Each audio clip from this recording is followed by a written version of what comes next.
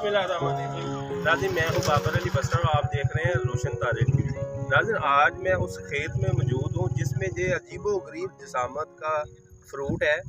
आप इसको देखकर कहेंगे ये शायद कोई अमरूद है या ये मौसमी है या ये माल्टा है, तो ये सारी चीज़ें गलत है।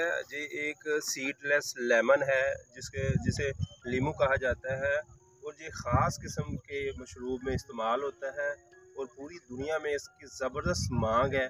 जो फरुखाबाद के करीब एक गांव इसर के है, वहाँ पर इसके ये खेत हैं और आज हम मौजूद हैं इधर।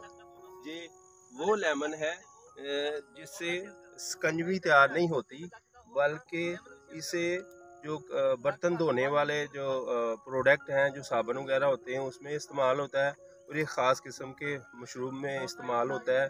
और ये एक ज़बरदस्त जदीद फार्मिंग है और जिसके ज़रिए इसको बनाया जाता है। इसके पौधे की हाइट तकरीबन 4 से 5 फीट होती हैं और काश्तकार एक साल में इसकी 2 जो हैं वो फसलें लेते हैं और पाकिस्तान में बहुत कम जगहों पर इसकी जो काश्तकारी हो रही है। ये इसकी जो मकदार है वो भी बहुत ज़्यादा तादाद में ये एक पौधे के ऊपर लगाया जाता है और इसकी जिसामत जो है वो एक माल्टे के जो बराबर है उसकी जिसामत होती है और ये ज़बरदस्त फार्मिंग है।